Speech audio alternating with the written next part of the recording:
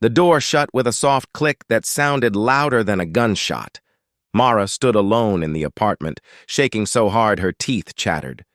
The place felt wrong now, like the walls had learned his breath, like the shadows still leaned his way. Her arm burned where his fingers had gripped her. She didn't cry. Not yet.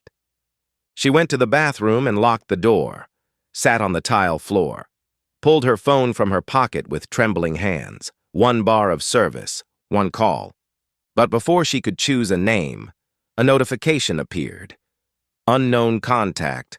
I told you not to run. Her blood ran cold. The door hadn't protected her at all. Mara fled that night. No suitcase, no packing, just keys, phone, and fear. She drove until the city lights thinned and the woods swallowed the road. An old friend's abandoned family home sat miles off the highway, a place nobody checked anymore. She slept in a closet with a kitchen knife in her hand. For 3 nights, nothing happened. On the 4th night, headlights appeared at the end of the dirt road. They stayed there, not moving, not honking, just waiting. Her phone buzzed again. Unknown contact. You always did like quiet places. That's when she understood something terrifying. He wasn't chasing her. He was letting her think she was free. Mara finally did what she should have done from the beginning. She went to the police. They listened, took notes, nodded slowly. But patterns require proof, and Rowan had erased his. No criminal record, no real address, no employer, no family that existed on paper. He didn't stalk her loudly. He erased himself quietly. The officer's final words crushed what little hope she had left. If he hasn't touched you since, it's hard to act on fear alone. Fear alone.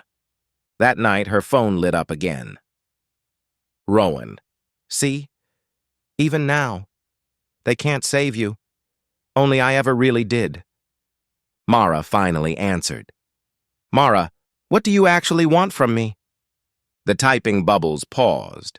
Then, Rowan, for you to stop pretending we're strangers? He asked to meet her, one last time. Public place, busy street, noon. She agreed. But this time, she didn't go alone. She wore a wire. Of course he did. He always liked control. He slid into the chair across from Mara like nothing had ever happened, like hands had never bruised her skin, like fear had never owned her breath. You came, he said softly. I knew you would. Mara didn't smile. She didn't tremble either. That alone made Rowan hesitate. You look different, he said. She leaned forward just enough for him to notice the calm in her eyes. So do you, she replied. You look nervous. Rowan almost laughed, but it didn't reach his eyes. For the first time, he said carefully, you didn't run. Mara's voice was steady. No, this time I followed you. That was when the shift happened.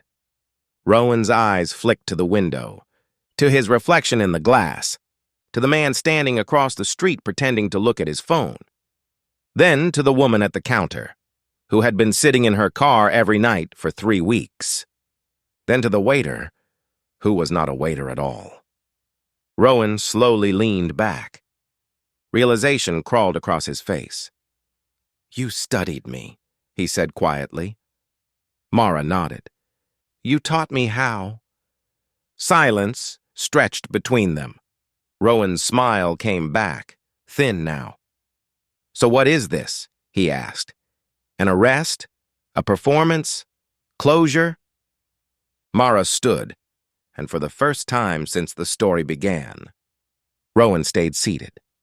No, she said, this is consequence. The door burst open.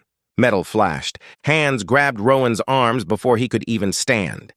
The cafe erupted into chaos. Rowan didn't fight.